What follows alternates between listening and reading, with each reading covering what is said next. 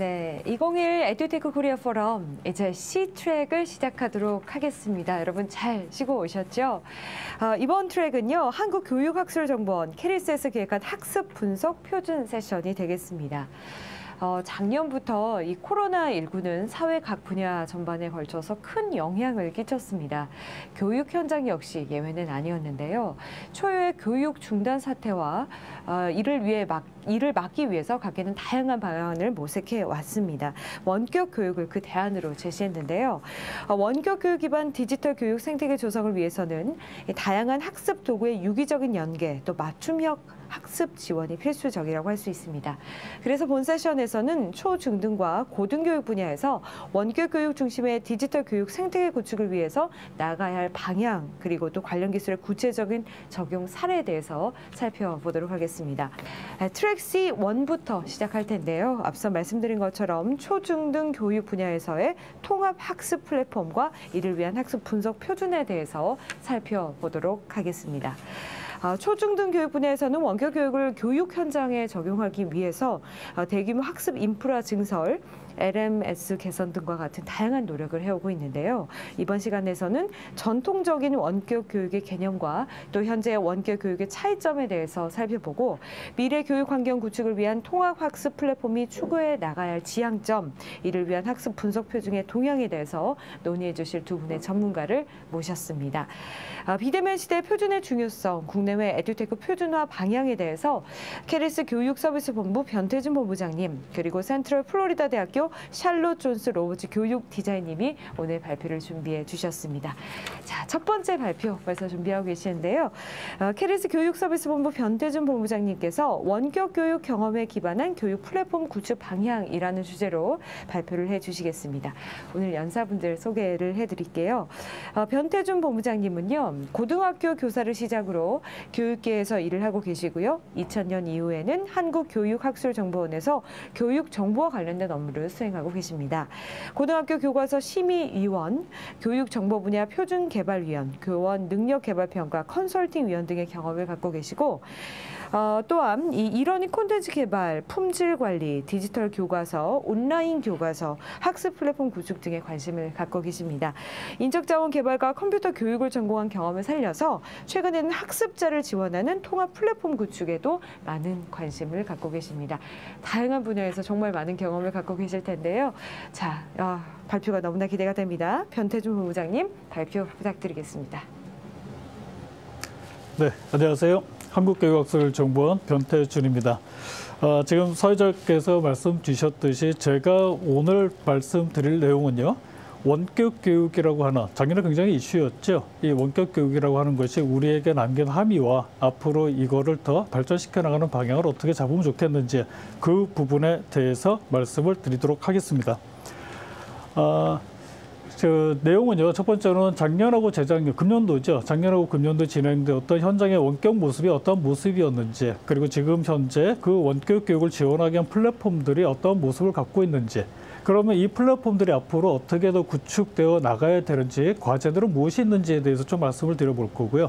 그걸 하기 위해서 에듀테크는 어떤 형태로 접목이 되어 가야 되는지 그 부분에 대해서 말씀을 드리도록 하겠습니다.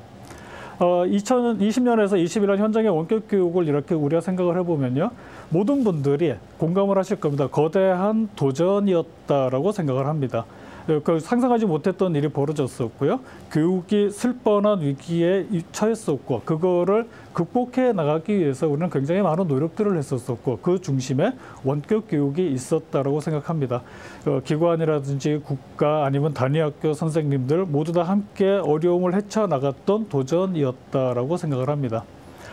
이 장표는 아마 개념적으로는 많이 보셨던 개념일 거라고 생각을 합니다. 창조 기반 사회로 들어가는 상황에서 아이들이 좀 이렇게 지식을 만들어 나가고 융합하고 하는 것들이 중요해지는 사회로 실제로 들어가고 있는 거죠.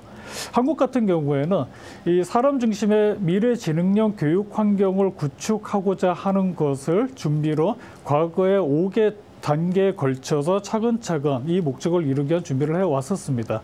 그 사람 중심의 미래지능형 교육 환경을 구축하고자 하는 목적은 ICT를 융합한 학습자 맞춤형 교육을 지원을 해서 학습자들이 창조 기반 사회에서 활동할 수 있는 자기의 역량을 충분히 발휘할 수 있는 학습자로 우리가 키워지기를 바라고 있는 거죠. 이렇게 한국에서는 5단계에 걸쳐서 다음 단계에 걸쳐서 이 사람 중심의 미래지능형 교육 환경 구축을 준비를 하고 있어 왔는데 작년에 이제 코비드-19 코로나가 시작을 한 거죠. 코로나 갑자기 들어오면서 굉장히 많은 부분들이 우리가 어려움을 겪어왔었던 부분들이 있었습니다. 그 코로나19를 교육이 멈출 뻔한 것을 극복하기 위해서 원격 교육이라는 것을 도입을 하면서 굉장히 현장에서는 원격 교육이 많이 진행이 되어 왔었습니다. 그런데 원격 교육이 진행되어 왔는데 현장의 의견은 좀 재미난 의견들이 있었습니다. 선생님들은 이 장표는 실제 기사에 나와 있는 것을 제가 그대로 지금 옮긴 건데요.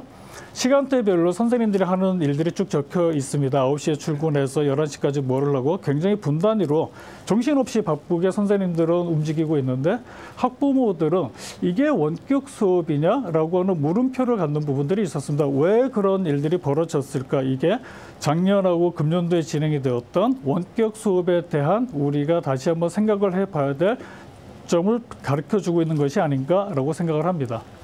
전통적인 관점에서 원격 교육의 개념적 틀을 보면요.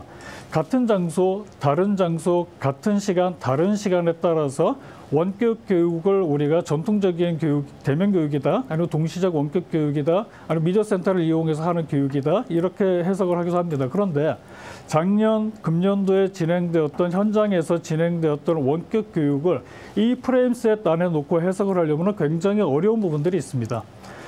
우리가 보통 원격 교육이라고 하면은 다른 장소와 다른 시간에 이렇게 이루어지는 형태의 원격 교육 이런 것들을 얘기를 많이 하는데 현장에서는 동시에 진행되는 원격 교육들이 많이 진행이 되었었죠. 그래서 이 프레임셋 갖고 해석이 안 되는 부분들이 있었습니다. 그 부분들이 무엇일까라는 부분인데요.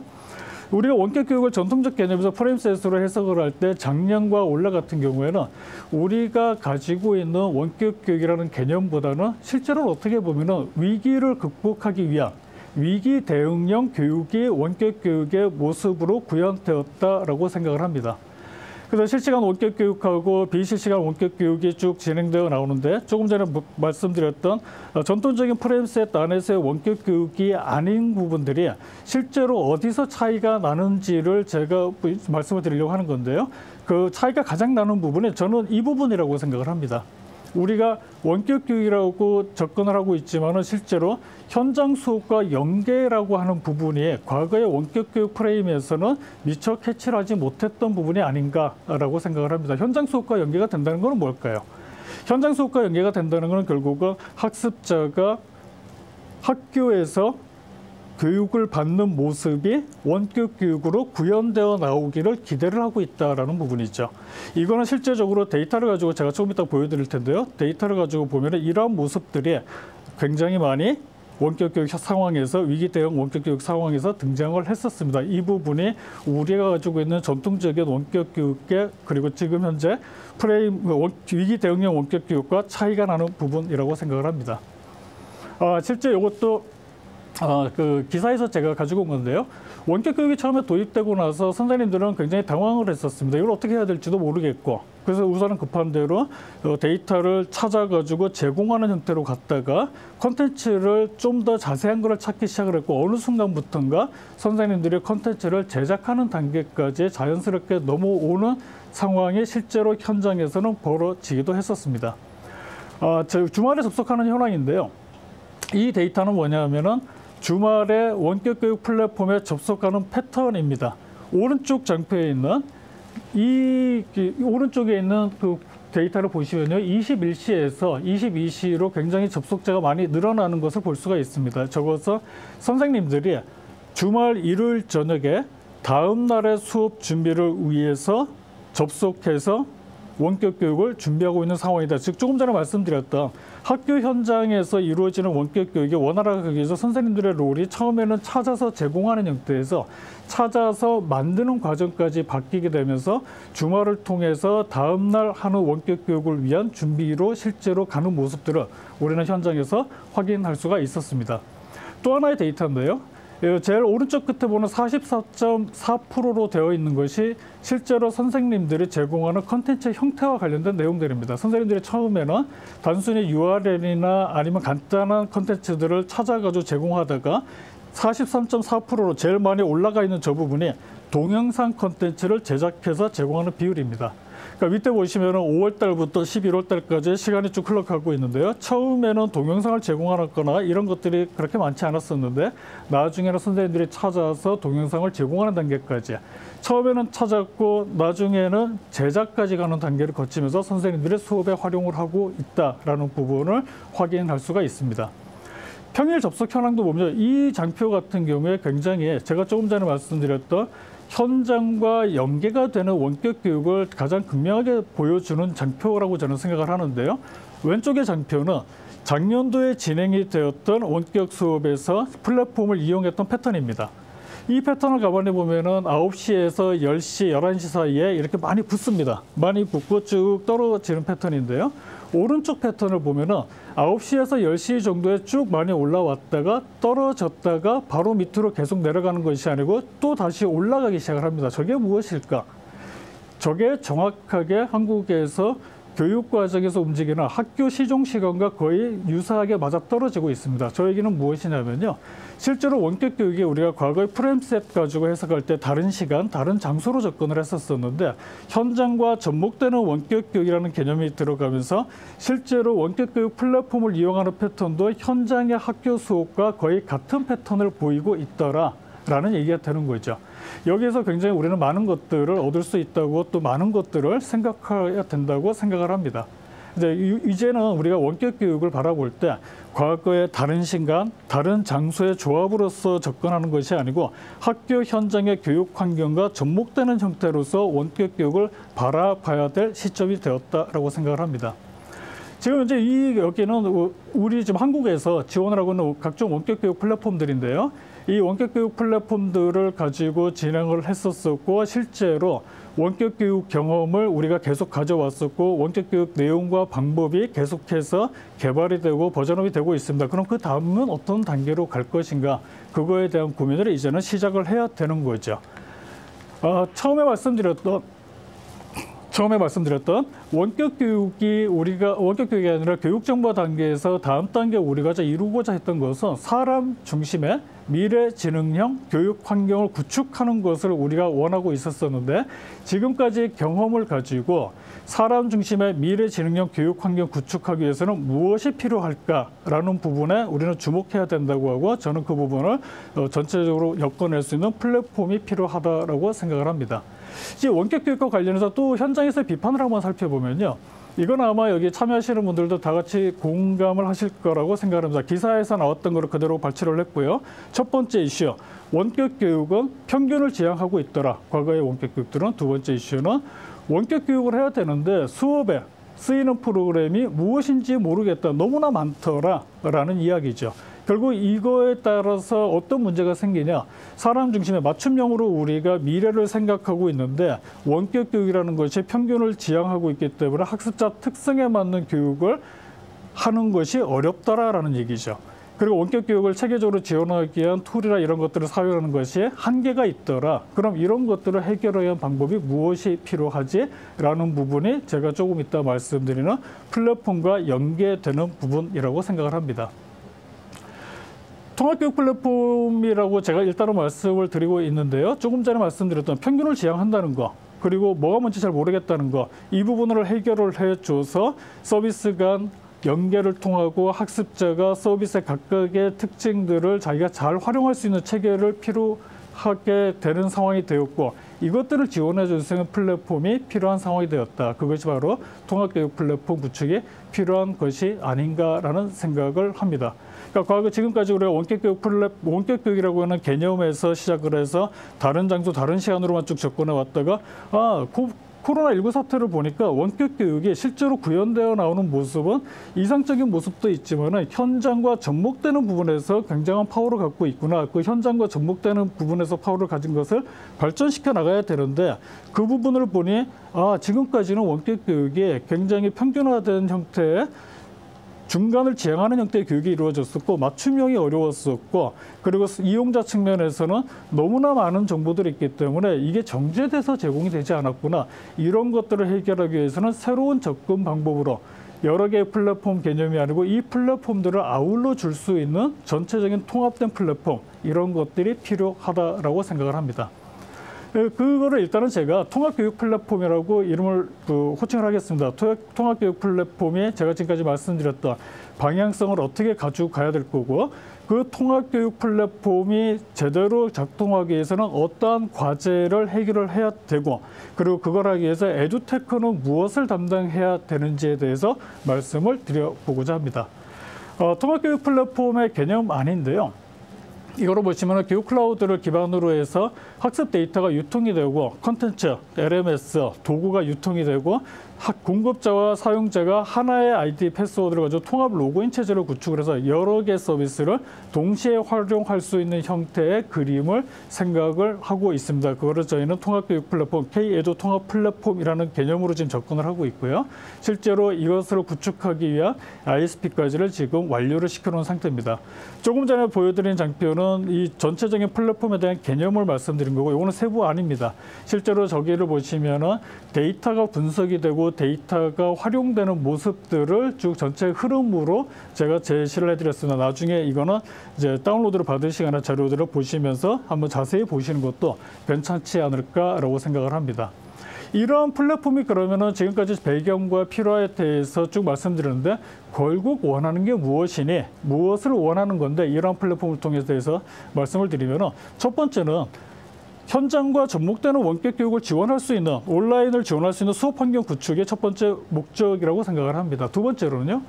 이 여러 개의 에듀테크, 학습 콘텐츠가 유통이 될 수 있는 서비스를 만들어내는 것이 목적이라고 생각합니다. 세 번째는 이러한 서비스를 활용해서 학생 개개인이 학습 활동을 분석해주고 학습 활동 분석 결과에 더한 맞춤형 콘텐츠까지를 제공받을 수 있는 환경, 이거를 구축하는 것이 통합 플랫폼의 목적이고 방향이고 궁극적으로는 이러한 플랫폼을 통해서 디지털 교육 생태계를 조성을 하고 이를 통해서 교수학습 혁신이 끊임없이 개선될 수 있는 방법을 제공하는 것이 통합교육 플랫폼의 목적과 방향이라고 생각을 합니다. 그럼 이런 통합 플랫폼이 가면 어떻게 될까라는 부분이죠. 과거에는 전통적인 원격 교육의 프레임스에서 얘기를 했던 단방향의 원격 교육이었고 2020년 작년과 올해는 위기 대응을 위한 원격 교육으로 진행이 됐는데 그 경험을 가지고 이제는 현장 중심, 현장과 접목되는 형태의 블렌디드 러닝을 지원할 수 있는 플랫폼으로서 가기를 바라고 있습니다. 온오프라인 수업이 연계돼야 되고요. 학습 경험이 원스톱으로 연계될 수 있는 방법을 찾아야 되고요. 공공하고 민간 콘텐츠가 연계되고 유통될 수 있는 방법을 제공해야 된다고 생각을 합니다.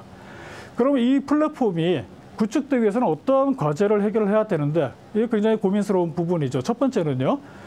혼자 단독적으로 플랫폼이 모든 것을 할 수는 없다고 생각합니다. 그렇기 때문에 유관 서비스와 연계를 반드시 해야만 되고요. 이 서비스 연계를 통해서 원스톱으로 수업을 활용할 수 있는 환경이 구축이 돼야 된다. 첫 번째로 해야 될 과제라고 생각하고요. 두 번째는 새로운 아까 전에 그 기사에서 나왔듯이 너무나 빠르게 에듀텍은 변하고 있고 너무나 많은 자료들이 제공되고 있는데 적절한 자료가 무엇인지를 제대로 빠르게 접근할 수 있는 유통체계를 이 플랫폼은 반드시 가지고 있어야 된다라고 생각을 합니다. 세 번째는 학습자들이 이 플랫폼을 통해서 무엇인가 유관된 서비스를 이용해서 학습을 했을 때 학습 결과물들이 이제는 계속 쌓여 나갈 수 있는 체계가 되었다고 생각을 합니다. 이 체계, 학습자들의 학습한 결과를 분석해서 활용할 수 있는 맞춤형으로 도입할 수 있는 기능을 이 플랫폼은 가져야 된다라고 생각을 합니다. 네 번째로는 이건 아마 많은 분들이 공감을 하실 거라고 생각을 합니다. 저도 아이디어 패스워드를 굉장히 많이 잊어먹곤 하거든요.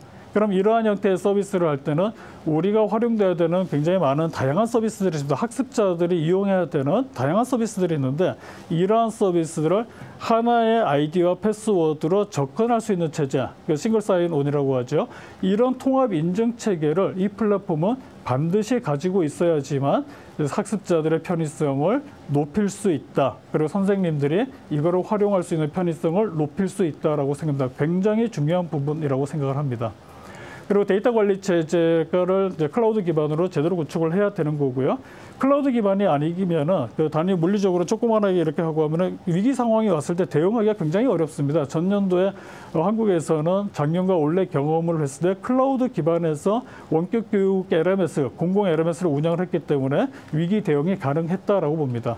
앞으로 구축되는 시스템들, 서비스들은 클라우드 기반을 이용해서 가야지 상황이 급변하게 변할 때 대응할 수 있는 체제를 구축한다라고 생각을 합니다. 그리고 민간의 콘텐츠, 그리고 민간의 콘텐츠와 기술들이 빠르게 도입되고 빠르게 적용될 수 있는 유통 채널을 반드시 이 플랫폼은 가져야 되고요.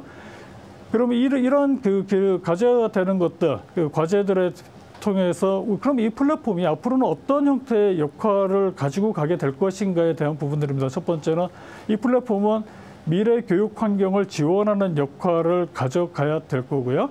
다양한 교사학습 모델이 과거에는 이렇게 선생님들이 설명하고 이제는 많이 바뀌었지만 여전히 설명하고 이론 중심으로 갔던 것이 이제는 굉장히 다양한 형태의 교사학습 방법들이 지금 나오고 있고 적용이 되고 있습니다. 이러한 것들을 지원할 수 있는 통합적인 미래형 교육 플랫폼의 역할을 해야 된다라고 생각을 하고요. 두 번째는 유통 서비스를 통해서 이 플랫폼은 다양한 도구와 기술들, 테크닉들, 그리고 컨텐츠들, 그리고 LMS 많습니다. 이런 것들을 한 곳에서 활용할 수 있도록 이거는 지원을 하게 될 것이다 라고 생각을 합니다. 그리고 이것도 통합 연계 보는데 싱글 사인온과 같은 이야기입니다. 지금은 학습자와 선생님들이 각각 목적에 맞는 서비스들을 찾아서 들어가야만 되는 상황에서 앞으로는 하나의 플랫폼을 통해서 원하는 것을 자동적으로 찾아서 들어갈 수 있게 또는 원하는 것을 쉽게 접근할 수 있는 방법, 이것들 다양한 교육 서비스가 한 곳에 모여져 있는 형태의 플랫폼, 이러한 형태로 역할을 다하게 될 것이다라고 생각을 합니다. 그리고 처음에 장표 중에 미래 우리가 원하고 있는 학습자 맞춤형 넥스트 제너레이션을 위한 단계에서 마지막 그림 보여드렸던 거 있죠. 그거를 하기 위해서는 결국은 학습자가 공부하고 학습한 내용들을 분석할 수 있는 체제를 이 플랫폼은 가지고 가야 된다. 그래서 개별화된 맞춤화된 서비스를 제공할 수 있는 기반을 가지게 될 것이다 라고 생각을 합니다.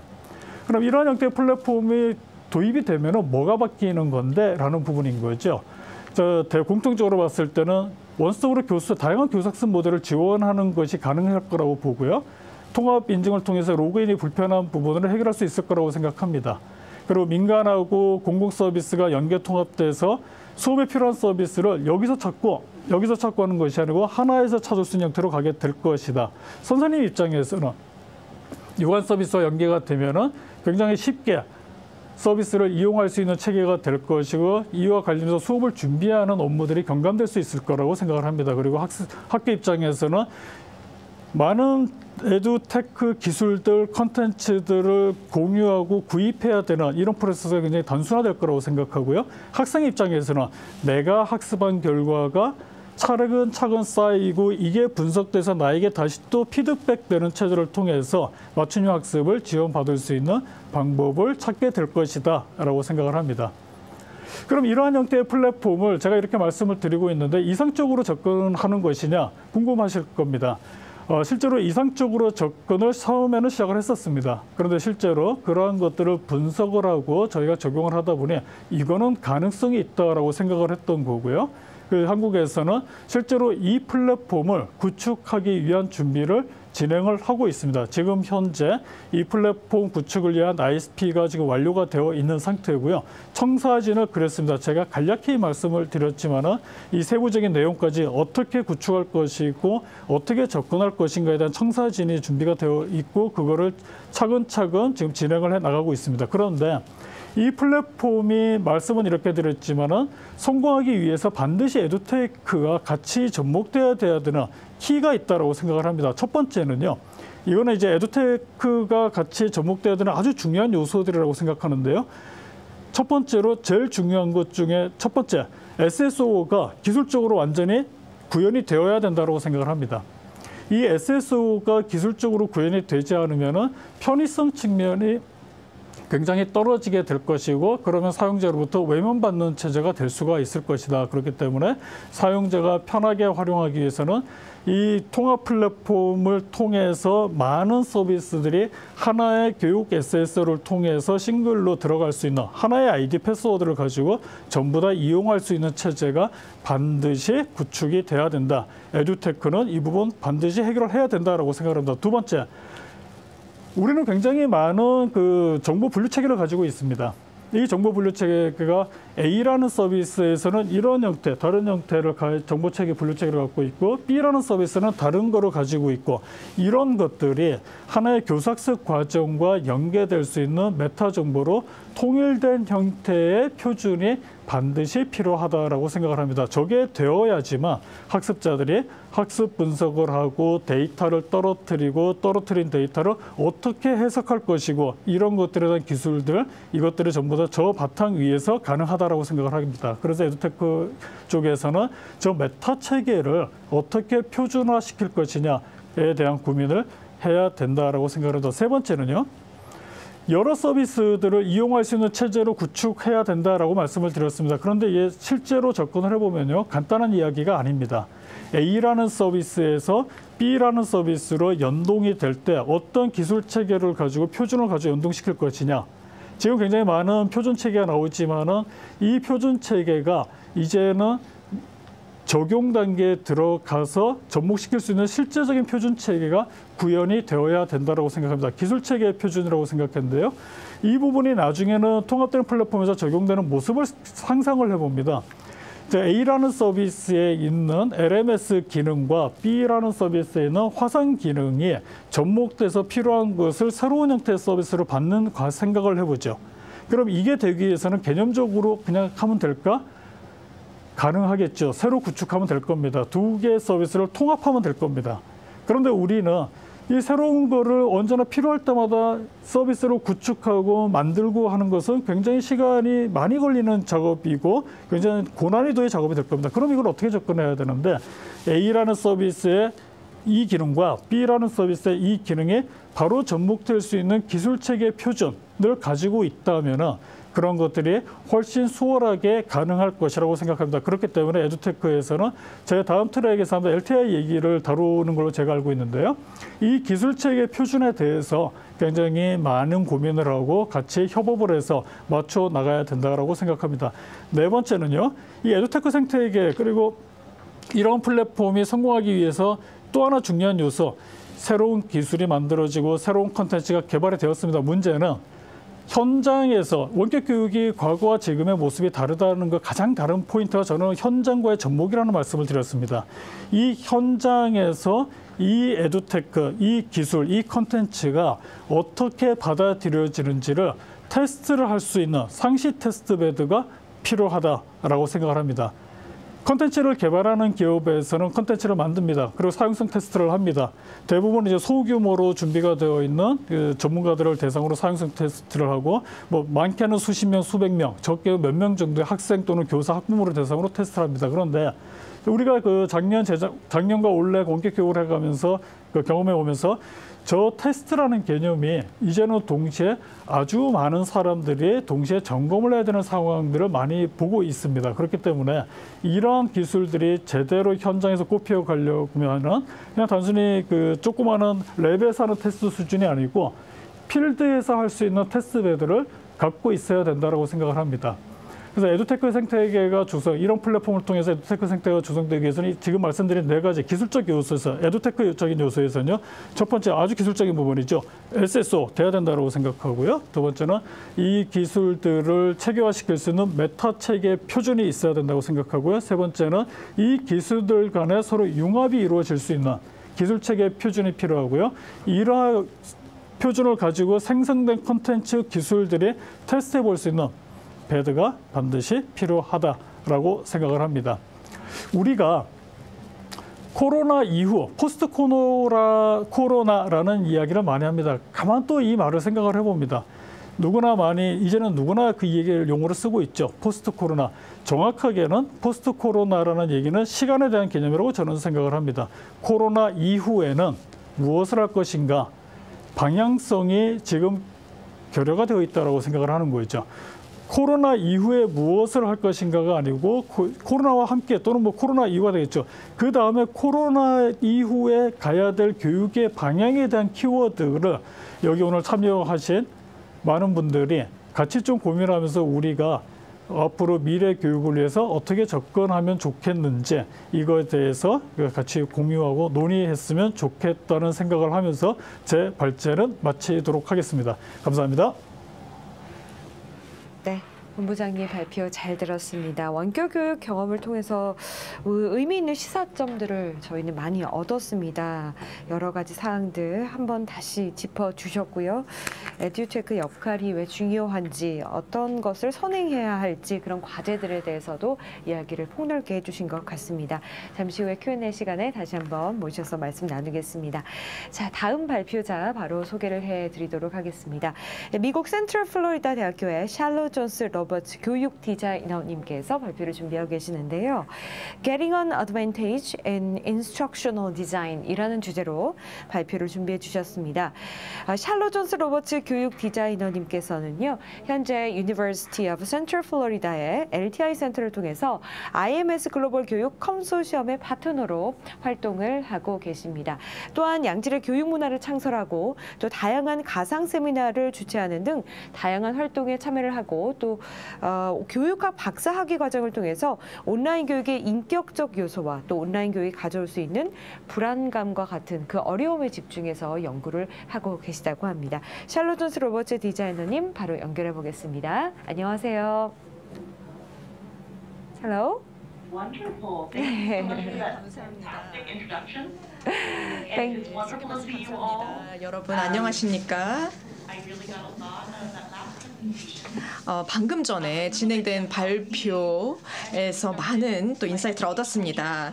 저는 한국에서 이 교육학의 첫 경험들을 했습니다. 제가 한 10년 전쯤에 한국에서 영어를 가르쳤었고요.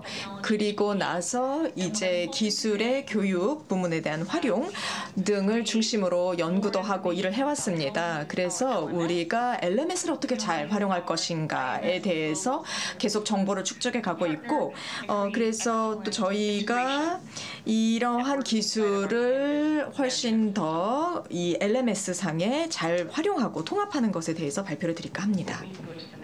네, 다음 슬라이드로 넘겨주실까요? 네, 감사합니다. 제가 오늘 발표를 통해 다룰 내용입니다. 우선 첫 번째로 저는 여러분들께서 LTI 표준을 활용해서 LTI라는 것은 이 학습도구 상호 운용성의 약어입니다. 그래서 이런 LTI 표준을 활용해서 그 LMS에 통합할 외부 도구를 선택할 때 어떤 이점을 얻을 수 있는지에 대해서 말씀드리도록 하겠습니다. 그리고 저는 이 University of Central Florida에서 연구를 하고 있는데요. 이곳이 LTI 우수 센터로 지정이 되어 있습니다. 그래서 저희는 계속해서 이런 LTI 표준이 디지털 생태계를 더욱더 풍요롭게 하는 데 기여를 하고 있기 때문에 이 부분에 있어서 많은 노력을 하고 있습니다. 그리고 LTI 어드밴티지는 이 디지털 학습 생태계를 더욱더 개선하기 위해서 이 교수 설계자 그리고 선생님들이 활용하기 좋게 이런 기술들이 변환이 될 수 있도록 하고 또 다양한 업체에서 개발하고 있는 이런 기술들, 애플리케이션들이 실제 수업 환경에서 잘 통합될 수 있도록 하는 데 초점을 맞추고 있습니다.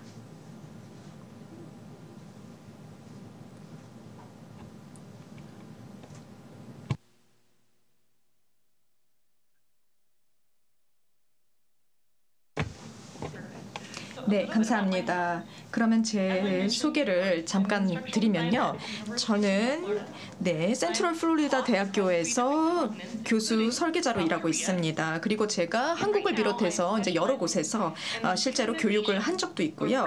그리고 저는 온라인 교육에 인간적인 요소를 도입하고 온라인 교육에서 좀 더 우리가 진정성 있게 학생들을 대하는 것에 대해서 관심이 많습니다. 그러니까 그러니까 저는 뭔가 사업가적인 사람이 아니고요. 저는 처음부터 한국에서 선생님으로 시작을 했고 그때는 물론 이제 대면으로 진행을 했었죠. 그리고 이제는 온라인 콘텐츠를 개발하는 그런 일을 하고 있습니다. 그래서 오늘 이 한국에 계신 여러분들과 함께하게 돼서 더욱 뜻깊습니다. 오늘 크게 세 가지를 다뤄보도록 하겠습니다. 우리가 기본적으로 이 학습도구 상호 운영성이 무엇인가에 대해서 살펴보도록 하겠습니다. 그리고 이 LTI 표준이 이 교육 과정을 설계하는 데 있어서 어떻게 장점을 제공할 수 있을지에 대해서 살펴보겠습니다. 그리고 LTI를 잘 활용했을 때 어떻게 하면 교수 설계의 어려움을 해결할 수 있는지에 대해서도 살펴보도록 하겠습니다. 네, 이 부분은 원래는 이제 제가 좀 설문조사를 하려고 했는데 그냥 넘어가도록 하겠습니다. 제가 이해하기로는 지금 이제 선생님도 계시고 교육 행정 담당자분들도 계시고 또 LMS 관리자분도 계시고 정말 다양한 분들이 지금 청중으로 참여하고 계시다고 제가 들었기 때문에 이제 그거는 좀 넘어가고요. 이런 얘기를 좀 드리고 싶습니다. 디지털 학습 환경은 계속해서 성장하고 확장함으로써 다양한 학습자들의 니즈를 충족하고 있습니다. 그리고 코로나19로 인해서 온라인 학습이 이제 필수적인 것이 되었습니다. 아까 앞서서 우리가 어떤 응급 상황, 비상 상황에 대응하기 위해서 온라인 그 교육 과정을 추진할 수밖에 없었다라는 말씀도 하셨는데요. 그런데 이제 코로나19로 넘어서서 이제 단순히 응급 상황에 대응하기 위한 온라인 교육이 아니라 정말 양질의 온라인 과정을 우리가 추구해야 할 필요가 있습니다. 그래서 상호작용이 강화되고 그리고 선생님들께서 다양한 툴들을 활용을 해서 최적의 학습자 경험을 제공할 수 있도록 하는 것이 우리가 지향해야 할 바가 아닌가 싶습니다. 아마 여기 계신 분들 공감하시리라 생각합니다. 자, 그러면 제가 설명드리고 싶은 것은 저희 LTI 우수센터가 무엇인가 하는 겁니다. 간략히 소개드리면요. IMS 글로벌이라는 기관이 있고요. 그리고 센트럴 플로리다 대학교가 있는데 이 양 기관이 함께 이 교육자, 개발자, 연구자 그리고 관련된 IT 업체들의 공동체를 구성을 해서 이 차세대 디지털 학습 환경을 향상해 나가고 그리고 LTI 표준을 추구하고 다양한 베스트 프랙티스를 무상으로 공유를 하고 또 이 전문가 개발 기회를 만들어 나가고 또 거기에 참여하고 또 샘플 코드를 찾고 또 여러 가지 노하우를 제공함으로써 LTI를 적극적으로 추구하는 데 도움을 받으실 수 있도록 하는 것입니다. 그래서 저희 LTI 우수센터가 이제 주도적으로 하고 저희 센트럴 플로리다 유니버시티 안에서는 이제 무상으로 LTI 서비스를 이용을 할 수가 있습니다. 자, 그러면 LTI 어드밴티지는 무엇인가 소개드리도록 하겠습니다. 네, 이 비디오가 재생이 되는지 한번 시도해 보겠습니다. 이해 잘 안 되는 것 같네요. 네, 그냥 제가 동영상 내용을 좀 설명을 드리도록 하겠습니다. LTI 어드밴티지가 무엇이냐면요. 네, 통합. 동영상이 되나요?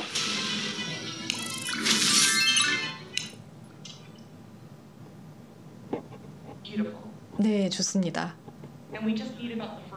네, 한 1분 정도, 앞에 1분 정도만 보면 될 텐데요. 예, 좋습니다. 네, 학습 기술 덕분에 이제 우리가 교육에 있어서 혁신을 추구하는 것이 원활해졌습니다. 다양한 툴들을 다 통합하고 연결하는 것이 핵심이죠.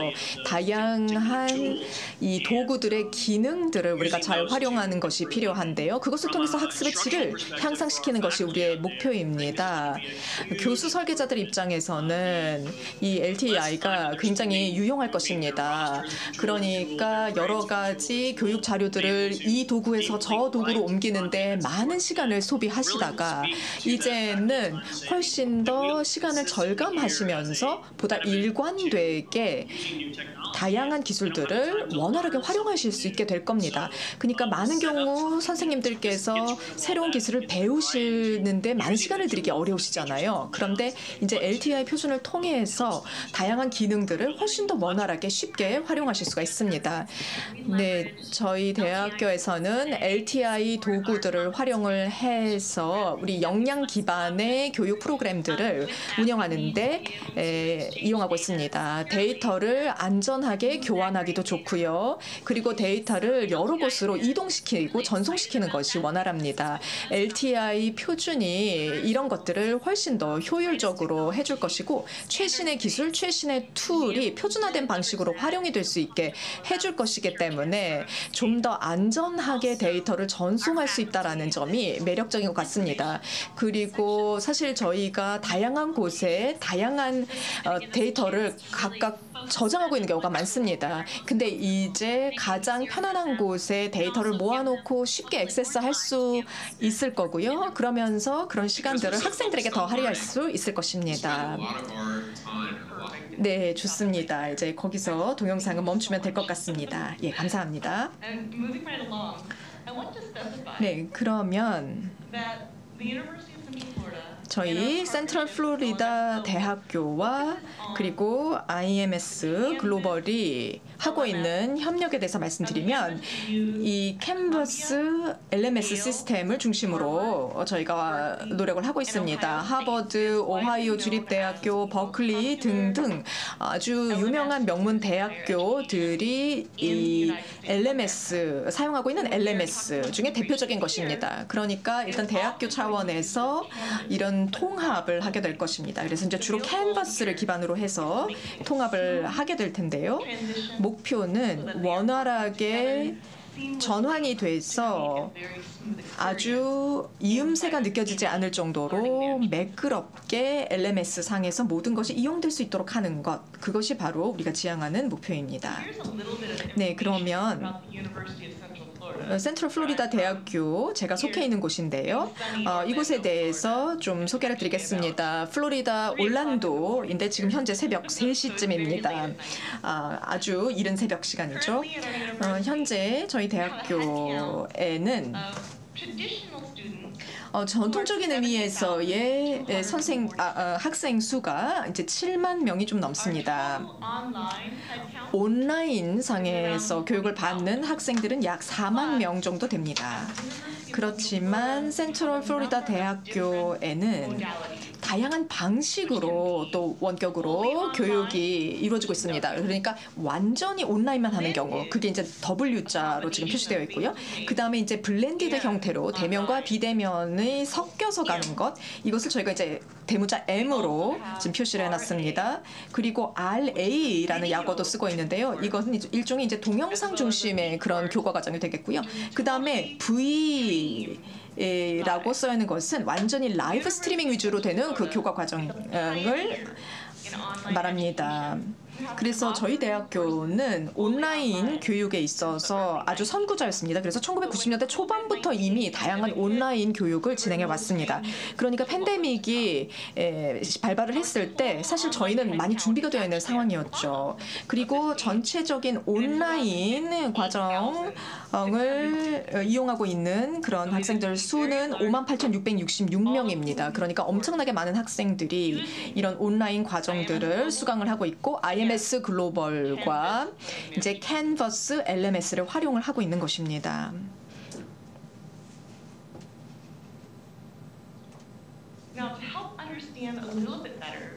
네, 저희의 전체 생태계가 어떻게 구성이 되어 있는지를 좀 더 이해하실 수 있게 설명을 드리면요. 이제 다양한 팀들이 있습니다. 이 팀들은 모두 온라인 학습을 다루고 있는데요. 이 저희 대학교의 분산 학습 센터에 속해서 이 팀들이 일하고 있습니다. 그래서 이제 교수 설계자분들이 있고요. 저 같은 분들이 있죠. 이 분들은 컨텐츠를 온라인 과정을 위해서 개발을 하고 있습니다. 그리고 교수진들이 스스로 온라인 과정을 만들고 싶을 때 저희가 지원을 하기도 합니다. 그리고 두 번째는 LMS 관리자 팀입니다. 그리고 이들이 이 학생들 정보를 관리하고 또 학생들의 어떤 그 아이디 관리, 권한 관리 이런 것들을 하고 있습니다. 그다음에 이제 소프트웨어 개발팀이 있습니다. 이분들이 다양한 어플리케이션들을 우리 LMS 상에서 개발하고 있고요. 그 다음에 끝으로 콘텐츠 개발자들입니다. 그러니까 이런 것들을 실제로 구현해내는 거죠. 그런 역할을 하고 있는 분들이 이제 컨텐츠 개발자분들인데 동영상도 만드시고 그래픽 자료도 만드시고 멀티미디어 자료도 만들고 있습니다. 그래서 이런 식으로 팀들이 구성이 되어 있습니다. 자, 그래서 다음 슬라이드로 넘겨서 우리가 어떤 일들을 하는지 좀 더 구체적으로 말씀드리도록 하겠습니다.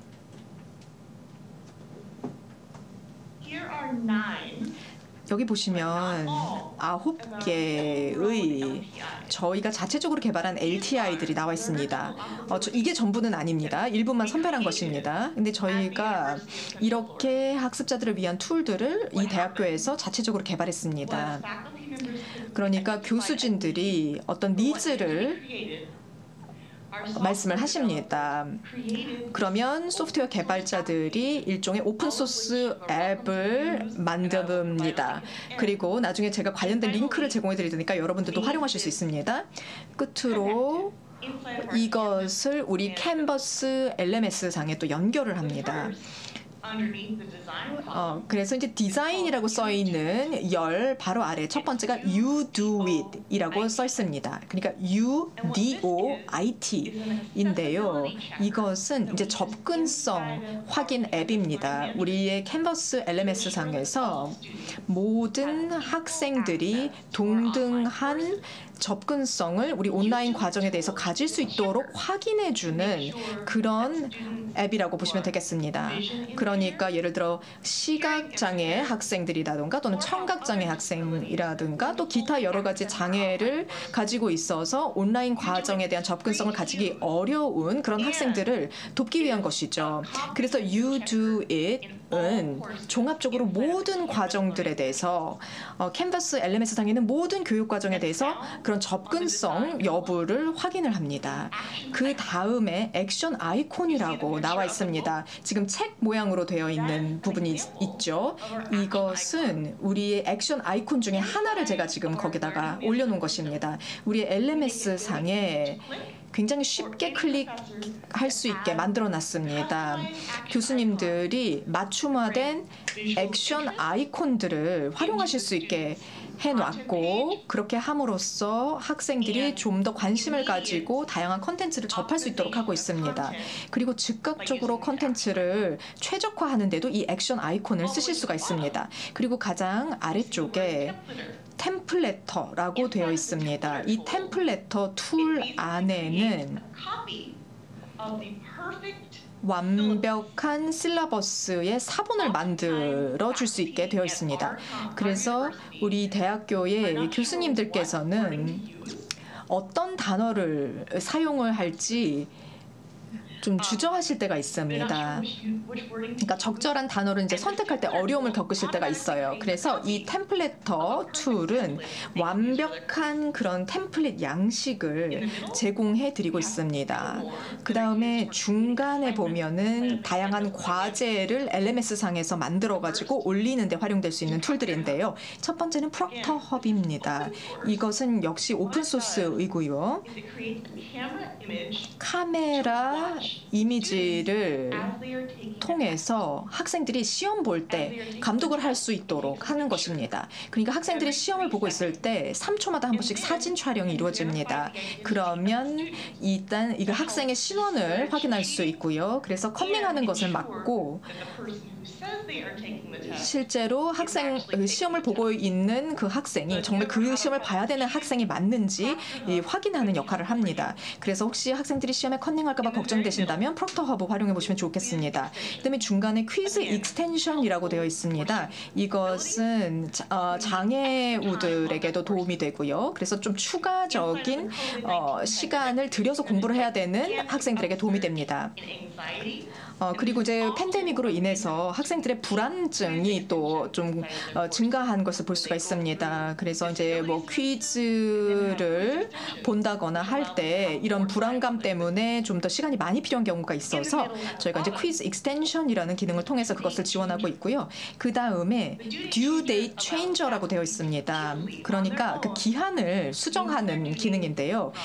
교수님들이 예를 들어서 2021년 그 가을에 마감인 것을 2022년 뭐 봄으로 이렇게 변경하는 것, 이런 것을 굉장히 쉽게 할 수 있도록 하는 기능입니다. 그리고 끝으로 여기 상호작용, 인터랙티비티라는 열 아래에 저희가 가장 좋아하는 3가지 서비스가 있습니다. 학생들이 이제 온라인 학습을 통해서 굉장히 적극적으로 참여할 수 있도록 돕는 것인데, 첫 번째는 머티리아입니다. 이거는 게임화를 정말 극대화한 그런 것입니다.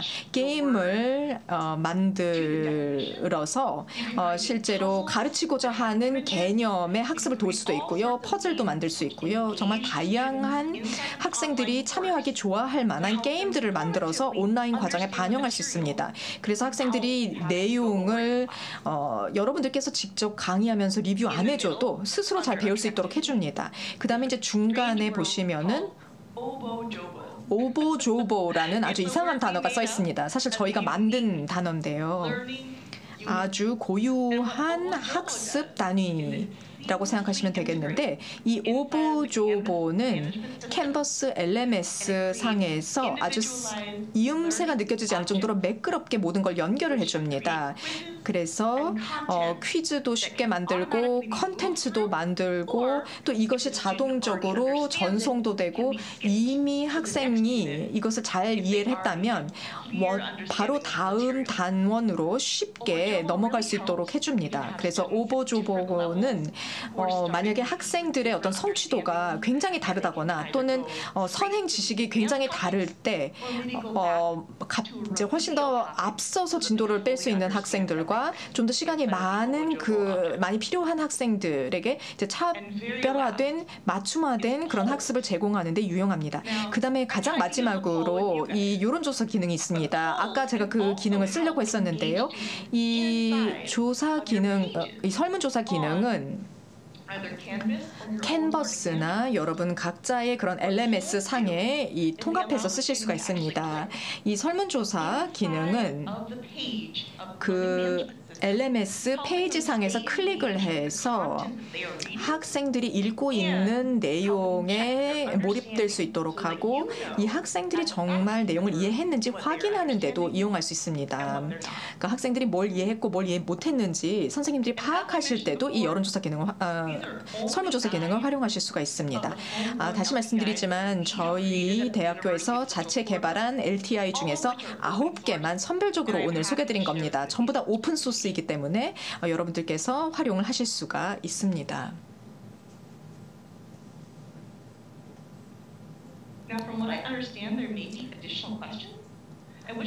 네, 그래서 질문이 또 있으실 수 있다고 들었습니다. 그래서 질문 있으시면 해주시면 제가 답변 드리겠습니다. If you would like to contact me, you're welcome to contact pcl.ucf.edu or email me directly, and I can also help answer your questions. 이메일 보내주셔도 되겠습니다. 감사합니다. Thank you very much. 고맙습니다. 저희가 지금 실시간 유튜브 채팅창을 통해서 질의를 받고 있습니다. 응원의 메시지도 올라오고 있고요. 계속해서 의견도 함께 주고 계십니다. 바로 샬롯 존스 로버츠 교육 디자이너님께서 발표를 해주셨는데요.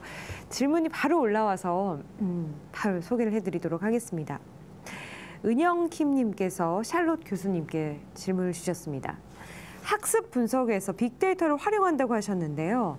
분석의 역할은 AI가 담당하게 되나요? 아니면 교수자가 데이터를 활용할 수 있는 리터러시 역량을 지녀야 할까요? 라는 질문 주셨습니다.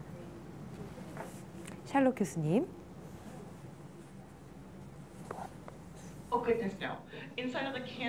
캔버스, LMS, 그리고 우리의 모든 LTI 안에는 그 분석 기능이 그냥 내장이 되어 있습니다. 그래서 어떤 것을 사용하느냐에 따라서 그 분석 방식이라던가 기능이 조금씩 다를 수는 있습니다. 하지만 자동적으로 분석이 될 수 있는 기능들이 이런 LTI 안에 포함이 되어 있습니다. 좋은 질문 감사합니다. 네, 감사합니다. 자, 다음은요. 변태준 본부장님께 드리겠습니다. K-에듀 플랫폼에서 학습자가 온라인 학습 공동체, 이 스터디를 자율적으로 개설할 수 있는 기능도 고려되고 있을까요? 너무나 좋은 자료 감사합니다.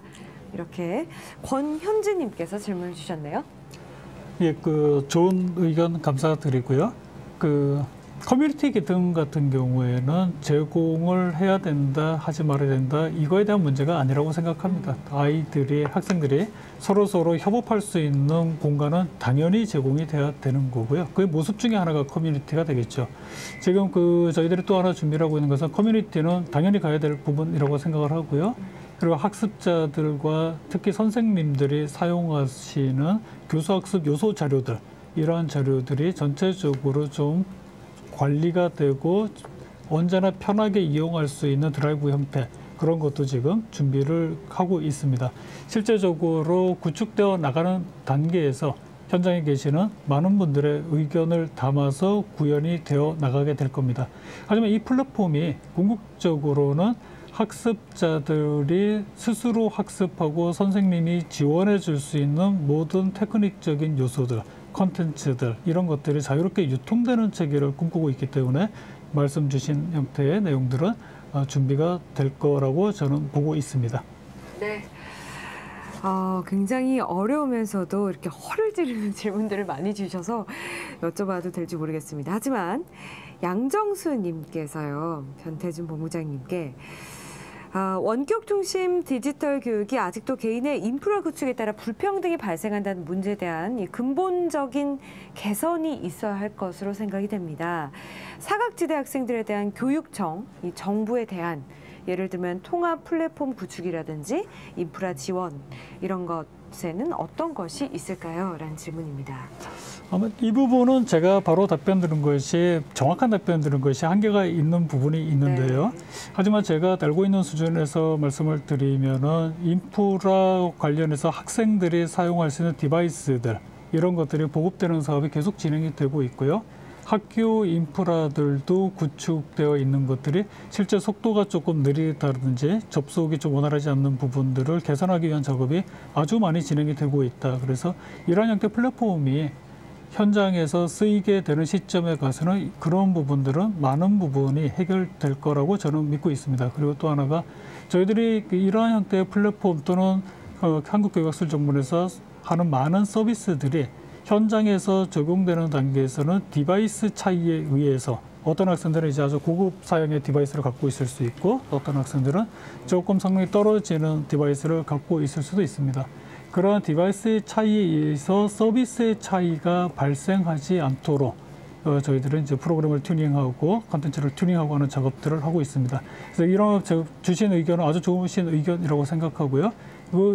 그것은 풀어나가는 것이 국가와 그리고 교육청 다 같이 함께 노력해야 될 상황이라고 생각을 합니다. 네, 좋은 말씀 고맙습니다. 응원의 메시지 또 의견도 많이 주고 계시는데요. 좀 소개를 해드리겠습니다. 일단 두 연사님들께 Thank you all the speakers for the informative speech and presentation. Interesting topic. Thank you so much for the great presentation. 이런 말씀해 주셨어요. 외국에서도 이렇게 실시간으로 함께 해주고 계십니다.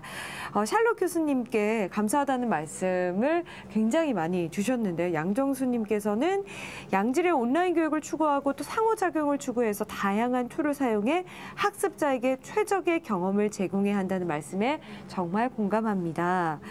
새벽에 열정적으로 강의를 해주셔서 정말 감사합니다라는 감사의 메시지 주셨습니다. 특히 비대면으로 온라인 강의를 할 때 학생들의 참여도를 높일 수 있는 다양한 프로그램을 소개해 주셔서 감사합니다라고 가을 하늘님께서 이렇게 메시지 주셨습니다. 네, 너무 기뻐하고 계시네요. 네. 교육공학을 공부한 학생으로 처음 행사에 참여하고 있는데요. 너무 유익한 프로그램과 함께 신기하기도 하고 정말 많이 배우고 있습니다. 저희 주최 측은 정말 뿌듯합니다. 다양하고 또 유명한 연사분들을 초청해 주셔서 정말 감사드립니다. 279 에리아 님께서 아이디가 좀 어렵네요. 네, 이렇게 보내주셨습니다. 502 KW 님은요. 오보조보 재미있는 표현인 동시에 정말 효과적인 표현입니다. 라는 이런 의견 주셨습니다. 또 김지선 님은요. 공유된 자료들이 재창출될 때 저작권이나 표절 등의 문제들이 철저하게 관리되었으면 좋겠습니다. 라는 의견도 주셨습니다. 자, 이렇게 응원의 메시지, 의견 소개를 해드렸고요. 권현진 님이 샬롯 교수님께 영어로 질문을 주셔서 그대로 제가 읽어보겠습니다. How is the ethical aspect managed? 윤리적인 측면을 어떻게 관리하시나요? 학생들을 대상으로 한 데이터 수집에 대해서 문제가 있지는 않았나요? 라는 질문을 주셨습니다. 굉장히 좋은 질문입니다. 저희 캔버스 LMS 상에서 그리고 또 다른 대학교가 활용하는 LMS도 마찬가지입니다만은 학생들이 온라인 과정에 로그인을 하면 사실상 어느 정도의 데이터를 수집하는 데 동의하는 것이 됩니다. 그래서 어떤 분석이 이루어질 때 실제적으로 그 학생들의 데이터가 활용이 되는 것이죠.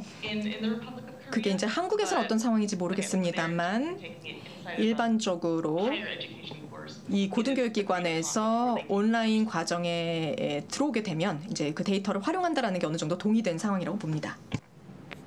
네, 답변 감사합니다. 지금 시차가 굉장히 클 텐데도 이렇게 너무나 밝게 참여를 해주시고 좋은 말씀 해주셨습니다. 한국에서 또 오랫동안 영어 선생님으로도 활동하셨다고 하는데요. 너무나 반갑습니다. 샬롯 존스 로버츠 센트럴 플로리다 대학교 교육 디자이너님 발표 감사합니다. 그리고 질의응답 시간까지 마무리를 하도록 하겠습니다. 그리고 변태준 본부장님도 오늘 너무나 양질의 발표와 또 질의응답 시간 함께해 주셨습니다. 자, 이렇게 해서 C1 초중등 교육에서 학습 분석 트렌드 이 시간 마무리를 하도록 하겠습니다. 저희 잠시 쉬었다가 이번에는 이제 고등교육으로 넘어가 보도록 할게요. 4시 50분에 시작을 하도록 하겠습니다. 함께해 주신 여러분 고맙습니다.